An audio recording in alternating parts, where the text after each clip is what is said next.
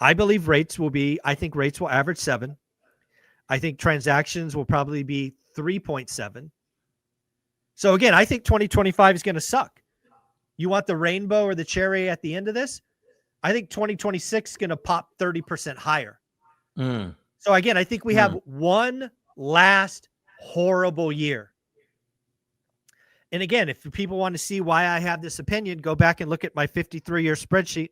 From 1978 to 1982, 4 years, we fell 50% in transactions. But in 1983, we popped 30%. Something that I want to know, and one of the reasons I love talking to my millionaires every week, is we get a pulse of what is really going on in the business. We don't have to wait 4, 6, 8 weeks for the government to tell us what is going on. We actually have feet on the street. So the question at hand, has the economy, has the real estate market, has buyer activity changed at all now that the election is over? Now that the results are certain? This could be game-changing. We're going to talk to Adrian Hernandez, who runs a big business down in Southern California, and ask, A, did things slow down pre-election? And B, what happened post-election results? Adrian, what's going on? What's up, everybody? So definitely massive change, guys. And just so we're aware, we run, I thought that was a screen. I actually have toilet paper on me. All right. That's the wrong spot. So what was cool is we run a lot of inbound marketing. So TV commercials, paid pay-per-click ads, Google ads, mailers, and then we also have our outbound, right? A little bit of texting, a little bit of cold calling. But post-election, prior to everything happening, we noticed a big slowdown. We noticed a slowdown with the stations. As you know, anybody watching TV, you couldn't not see a political commercial. We were paying on average $350 a commercial. When that hit, we went to $1,700 a commercial. Ooh. So it got to the point where we completely pulled out. We got one deal off of commercials from the middle of October to the end of the election. And that was across the board through every single channel. Our cost per click on PPC was double. Our cost per lead on mailers was double. Everything literally doubled, right? We did not pull back on marketing. So there were a lot of companies that pulled back on marketing. We did not. We held strong. And the reason for that is I'm gonna talk about it right now. Is we saw a huge brand awareness piece that is serving us today. The amount of calls we were getting was about, I would say on average, maybe 3 calls a day, 4 calls a day.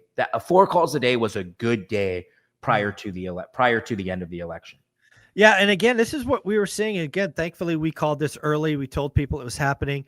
I also called it a buyer's market, right? Again, if you found somebody in that time frame, it was easy because it was just everybody was on pause, especially buyers. And again, I think we're going to see it in the numbers. I mean, Wynn Resorts, right? Big casino chain, VIPs not showing up. Singapore Airlines, international travel down.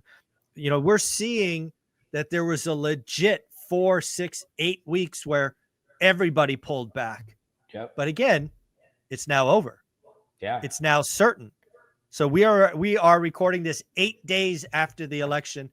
What's happened in the last 8 days? Yeah. And real quick, to your point, we were in Hawaii and I'm asking I'm asking everybody, hey, they go last 3 weeks dead. The last 3 weeks we have been, they go right now, we have more rooms available than anything. Right. So that happens. We're in Hawaii in the middle of the election. We get back, or I'm sorry, right at the election's finishing, we get back and I cannot keep my phone from stop ringing. It has been insane, the amount of calls that we're getting from commercials. Cold calling, doesn't work at all. We've gotten 4 deals in the last 7 days from cold calling. We didn't get 4 deals all year from cold calling. That's amazing. Our cost for commercials has gone back down. So before we were running maybe 5 or 6 times a day. We're running 22 times a day. We ran 22 times yesterday for the same ad spend we were spending during the election. The same ad spend. What's even crazier is the buyers. So a lot of our investors. So let's stop there. So again, what you saw, and again, please don't let me put words in your mouth, but this is what I heard you say: night and day difference for the sellers, right? Because you're marketing to, you're outbound to sellers, you're outbound to off market, you're outbound to motivated sellers. You're looking for unique situations where people have to sell. Pre-election, crickets. Post-election, like Wednesday, people are like, I need to sell. I need to sell. I need to sell. So night and day different.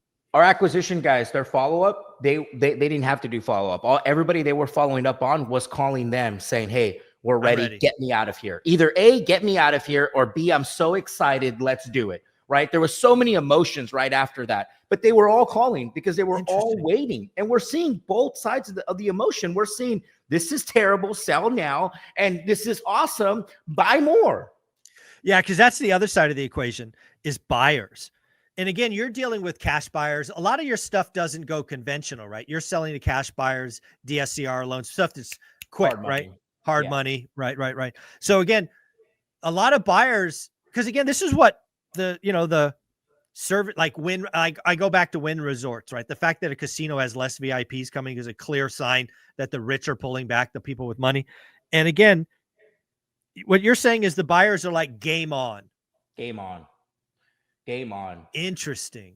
So yesterday we have a house, $80,000 mobile home in San Diego, right? We're thinking we're maybe going to get 110, maybe 115. We got a 140 offer yesterday from a cash investor who is seeing green, just nothing but green in the next, in his mind. I talked to him, I'm like, what do you see here? He says, I see green. I see nothing but green. He goes, I'm going to double this. And I'm like, where's the supporting comp? Don't worry about that. And I'm, okay, here you go. Yeah, sign here. Yeah, so it's really interesting. I have probably, so in the last 8 days, maybe say 7 days since Wednesday to Wednesday, I've probably talked to 25 operators. No, very few people are at your and Jason and Omar's level, but smaller guys. Almost to the T, they're more excited today than they were a week ago, which is really weird because, again, if you look at it from an economic perspective, frankly, rates are higher. Right. So again, it's not about cost of capital. It's about opportunity. Right. So it feels like, people are expecting some tax cuts. I think the biggest one that will affect real estate and probably affect real estate immediately is accelerated or bonus depreciation. Right. Bonus depreciation, if you guys don't know, started at 100%, then went 80. I think it's 60% now, or maybe it's next year. There's a lot of talk about that being restarted. I think that's part of it. I think there's a general feeling that, maybe not immediately, but very quickly rates will be lower. So again, I think there's a lot of people front running what they see coming. Most definitely. Yeah. And I see that too. I think there's a lot of future certainty that they're relying on. Sure. They feel certain, but we'll see. Right. Yeah, we'll see. Right. Because you guys, it doesn't matter, what side you're on. We're still getting, I'm getting pros and cons on both sides. So, everything. Yeah.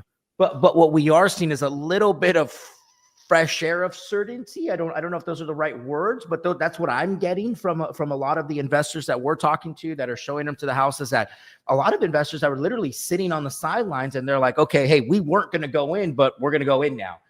So that's a little interesting. And I'm wondering, again, this is just me talking off the cuff here, is because Trump is a real estate guy, and the real estate guys know he's going to take care of the real estate sector, right? That could definitely be it. But the amount of people that are calling right now, it's insane. It's absolutely insane.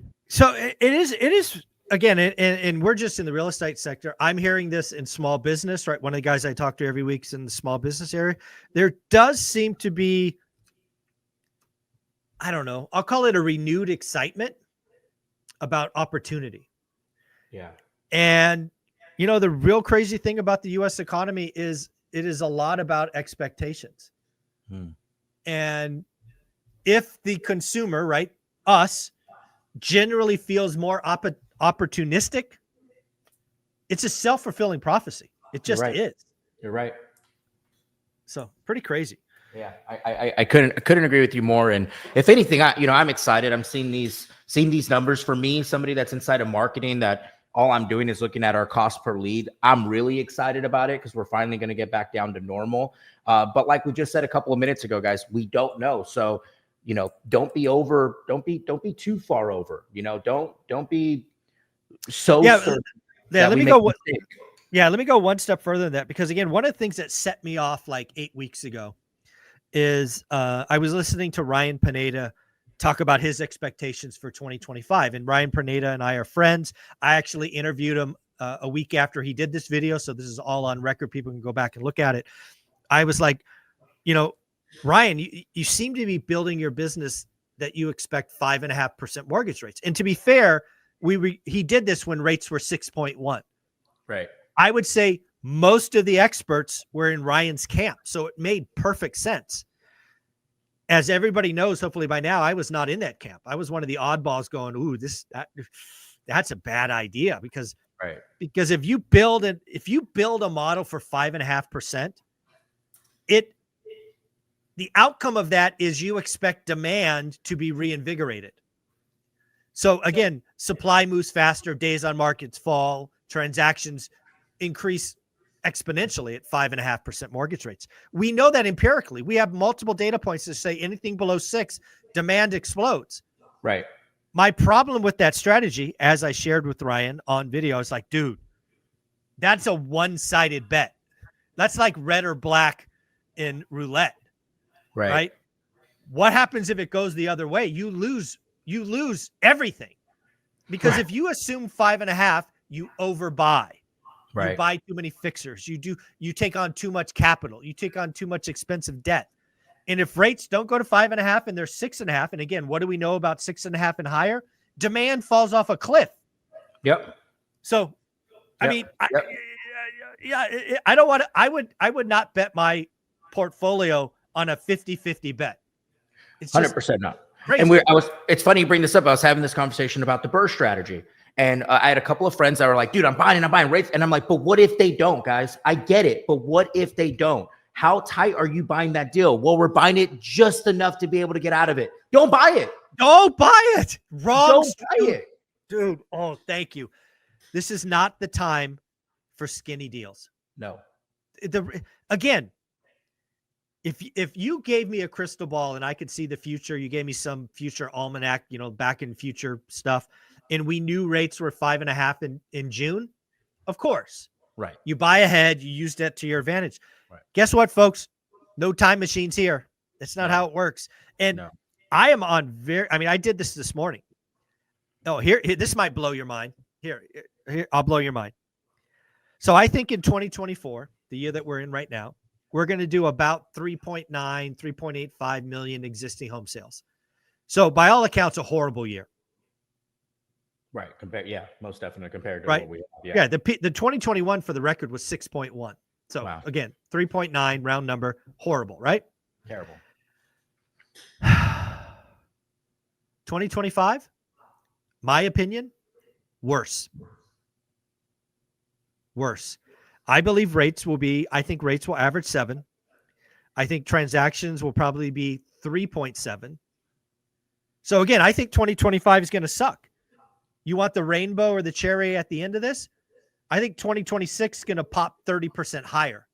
So again, I think we have one last horrible year. And again, if people want to see why I have this opinion, go back and look at my 53-year spreadsheet. From 1978 to 1982, 4 years, we fell 50% in transactions. But in 1983, we popped 30%. So again, history doesn't repeat, but it often rhymes. I think 2025 will be the last and frankly worst year. So if you're betting on a model that assumes we won't do 3.7, we're going to do 4.3 because 2024 is the worst. I don't like that bet. Very interesting. You know what is so crazy? 2020, I went to a Bruce Norris conference, in Riverside, and this was in 2020, Yep. then everything is rhyming. Yeah. That's Exactly. interesting. That's very interesting, Zuber. So how do you get, and are you're just going off of history based on what we're looking at for this year? Is that correct? Yeah. Just for those Yeah. people that are wondering. Yeah. So basically how I'm relating 78 to 82 with 21 to 25 is rates didn't noticeably break lower until the 5th year. So in 1982, it was the last time we had 16% mortgage rates. In 1983, we had 13% mortgage rates. Again, by historic standards, nuts. But what we had is we had 4 years of demand being compressed like a spring. And you know when 13% feels good? When you're used to 16. You're right. Right? Right. So again, if I'm right, and in 2024 we get used to 7, and then we go to 5 3/4 in 26, bananas. Gone. And that makes perfect sense. That makes perfect sense. Yeah. So again, I'm so glad you're telling your buddies this is not the time for skinny deals. Wow. No. If we fast forward to 2025 November and we start to get inklings that rates are coming in, maybe then. But again, I could be completely wrong. Maybe 2024 is the worst year and 2025 is a big, blowout. And we're going to have 5.5% mortgage rates in April. Who knows? No. But if I'm right and rates average 7% for the year, doing skinny deals is how you go bankrupt. 100%. And we saw it a couple of years ago where everybody was super bullish. Remember Q1? Yeah. Everybody thought that it was going to, I mean, I know we got our ass kicked. I can't imagine. Ryan, Yeah. I mean, he was very verbal about it. Millions. So for everybody listening to this, guys, don't get caught up in the hype. Be smart about it. Go back. What do you remember what video that was? Because I specifically I'll find it, put the link in the comments. Watch that video, guys, because now more than ever, just be careful. I know for ourselves, don't get caught up in the momentum. This is what investors often do. Is there's a change in momentum, which you clearly have said in 7 days, lights off, lights on. Right. But what happens is just because the entrepreneurs, in my opinion, are naturally optimistic, they just get caught in this wave and they get like beer goggles, right? Where a 6 becomes a 9, right? On the beer goggle scale. This is not the time. It's a 6. It's always a 6. It's not a 9.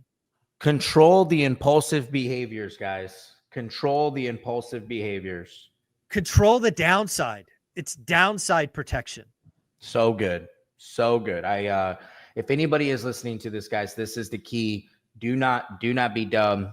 Do it right. If anything, get something at 50 cents on the dollar, 60 cents on the dollar. So if 2025, like Zuber's saying, plays out, you're going to win in 2025, but at least you're not losing in 2024, right? At least you're not having to carry this large debt, this large mortgage, this unforeseen can't cash out idea, right? And for a lot of you guys that are buying burrs, I know a lot of you are putting all your money into these projects, guys. Be careful. You're not going to be able to get your money out, and we've seen it go sideways. So just be careful. Don't bet on coin flips. Don't bet on coin flips, folks. Adrian, you do a lot of amazing stuff on Instagram. It's very simple, right? It's at Adrian Hernandez.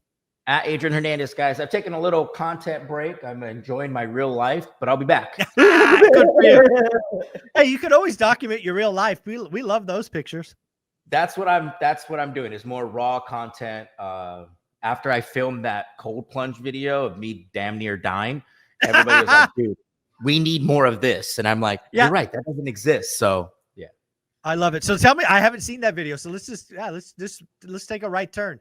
So are you now a cold plunger?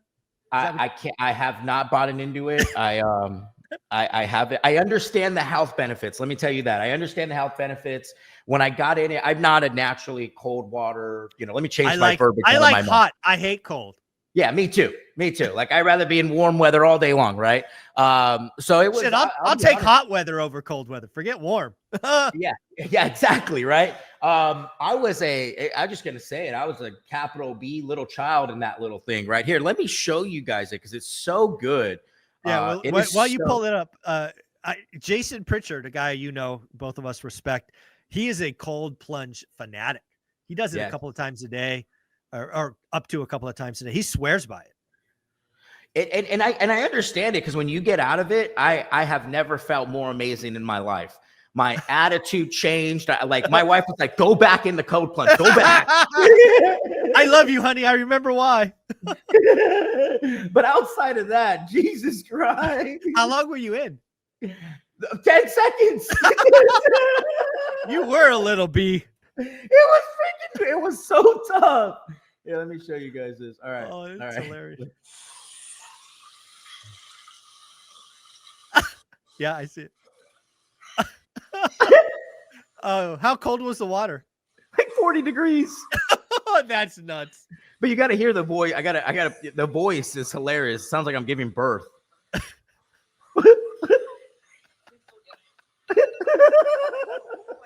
Oh, that is hilarious. Right, so I haven't fully bought in, but I did tell my wife I need to take my health more seriously. So I'm gonna start by jumping in my pool, and if I can jump in my pool, then I'll eventually invest in a. But let me jump in I told my wife I can't jump in the pool 100 times. I'm not buying anything. Yeah, that's kind of where I'm at too. My pool in Vegas right now, I think, is like 52 or something. There it it's is. Like, just yeah, there's a cold plunge. Just go in that damn thing. Yeah. So I'm just gonna jump in the deep end, and I have no choice but to swim. By the time I swim, I'm about 20 seconds. I'm good. Yeah, you've doubled your time. Oh, that's hilarious. Well, folks, do me a favor. Let me know in the comments below. Are you a cold plunger? Yes or no? Let me know in the comments below. You're amazing, man. Thanks. Take care, guys.